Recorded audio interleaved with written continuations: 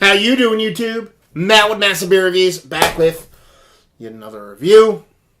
A little bit of north of the border hopeful goodness in the form of Dominion City's Sunsplit IPA.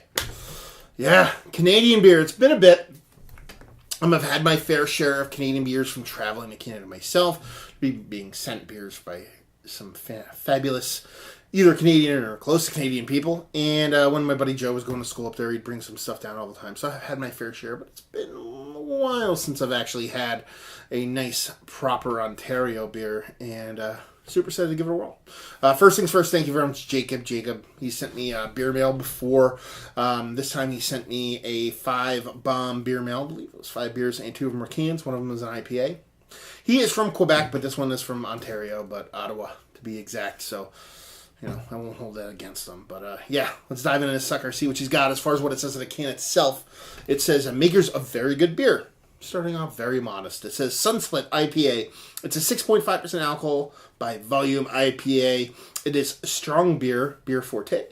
And on the back here it says Sunsplit IPA, a hoppy beer. Inspired by Vermont brewers pushing the boundaries of the IPA with big tropical hop flavors. Balanced in bitterness, expressive yeast character, and rich malt body. Sunsplit made with loads of oats and intemperate hopping rates and deliberate lack of filtering or thinning. That's pretty much it. Drink it fresh. This is canned on May the 2nd. So you're talking about May the 2nd? This is May 21st. So not too shabby. 3 weeks. Label-wise, I fucking love this label. I love it. It's the coloration. It's the cobalt blue on the yellow. Something about it just fucking makes me want to drink this beer. So good thing I'm going to drink this, motherfuckers. But yeah, dig that label. To no end. Let's put this here. Let's crack this open and see what she's got. Okay. So a bunch of Ontario mothersuckers trying to make Vermont beers. I'm telling you what right now. Ontario, to me, is far and away one of the least known, least represented good beer places in North America. I rarely hear people talk about Ontario breweries and beers, and the stuff I've had from them can hold their own with a lot of places in and around the United States. So, high hopes for this one. From brewery, I never had anything from before, oddly enough. So, yeah, 2 fingers, infinite creaminess, white as white could fucking be. I mean, this is white. This is straight up. This is, ginge white. Yeah, nice creaminess, pretty rocky edges, and it's got a nice kind of bright, light haze to it. It's not super orange. And I don't want to say it's super dense, but it's got a soft, nice haze to it. Almost more like, I would say, more leaning towards a New England, Vermont-y style Saison as opposed to an IPA, but, kind of splitting hairs there a little bit. But yeah, nice washed out orange to it. So, spilling it already. That's how you know it's good. Let's even get a nose on her. That doesn't suck. One more sniffy poo.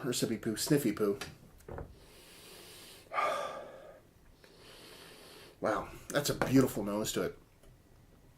I feel like I'm getting heaping helpings of a whole bunch of fruitiness, but I feel like I'm getting a lot of it from hops, and I feel like I'm getting a decent amount of it from an actual yeast too. Yeah, I'm getting like I'm getting citrus. I'm getting citrus, more kind of the fruitier side of things, not the more acidic side of things. Some sweet grapefruit, a little bit of pineapple. Definitely get a little bit of kind of stone fruitiness, a little bit of peaches there. Tropical fruits, maybe, on a sweetness standpoint, not necessarily something I can inherently pick out. But I'm getting also this nice kind of... It's not funky, it's not tart, but it's a yeast-based kind of fruitiness. So it's got a bit more of, I don't want to say savory, but it's got a little bit more kind of oomph to it than just your regular bittering kind of pop of a fruity hop. All that being said, it's coming off juicy, which means it's coming off sweet, which means there's a decent malt base to it. There's a nice kind of sweetness going on in there, whether it be from the malt base or added residual sugars. It actually is giving you enough to kind of bounce off that bitterness to make it smell like effing juice. So there you go. Not too shabby, so I'm excited. I'm going to dive right in. Cheers.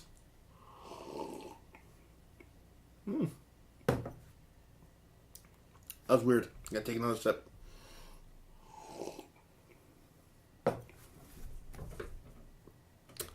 It's delicious. The reason why I said it was weird, I got this marshmallow. Don't know where that came from. I don't know if it's still there, if it's just kind of, maybe I'm kind of stroking out or something. I don't know where that came from. I got this, no, it's kind of there. It's like a slightly sweet, fluffer, nuttery kind of thing going on in there. It's very, very subtle, but it's somewhere around the edges. This could just be me going weird. But other than that, it is straight up citrus. It is leaning grapefruit. It's leaning pineapple. It has an acidity to it.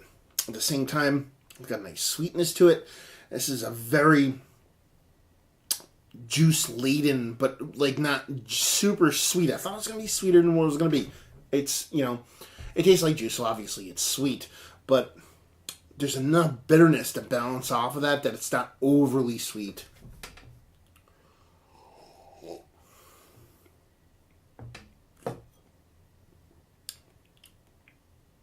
That's delicious. It's not super robust. In your face hoppy. But it's more like real than kind of fake. I don't know if that makes any sense. When it comes to the fruitiness of it, that citrus, that pineapple, more specifically the pineapple grapefruit, which is leading the way. Still nondescript little sweetness kind of from like that tropical fruit. Maybe a subtle stone fruit, not nearly as big as I expected based off of the nose.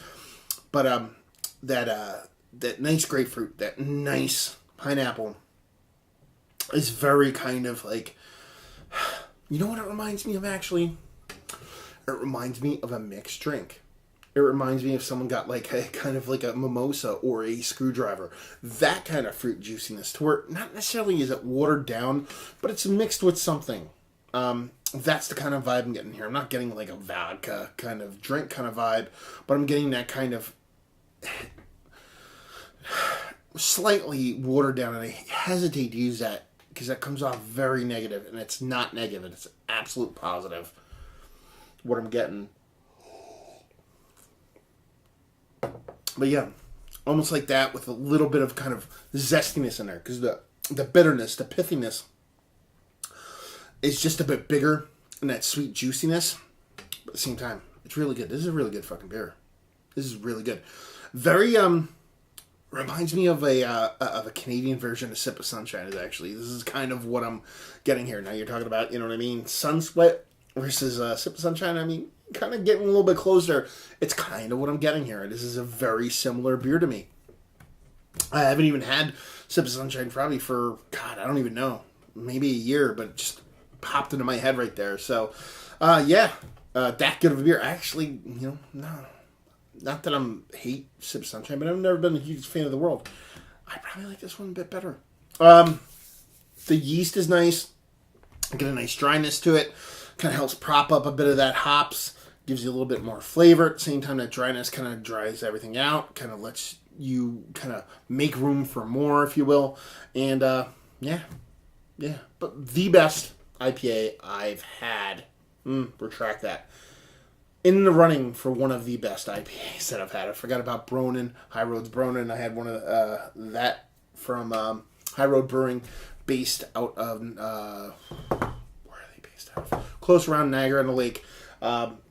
That was absolutely fantastic. Love that beer. Reviewed it a while ago with my buddy Joe. It's in the running for one of the best ones because of that one. If I, didn't remember that one, I was going to say it's one of the best ones I've had from Ontario. So let's talk about it. Is it one of the better, in general, IPAs that I've had as of late? Yeah. Maybe not number one, but definitely in the running. It's just that good. It's refreshing. It's impactful yet refined. It's not in your face with overt amounts of this or triple, double, quadruple, up, tuple, hop that. What it is, it's made nice. It's made impactful yet refined, and at the same time, just the yeast character in itself kind of just sets itself apart from all the other ones that I've had as of late. Just really good stuff. Value and availability, no idea. It was given to me. Thank you very much, Jacob, again, for giving it to me.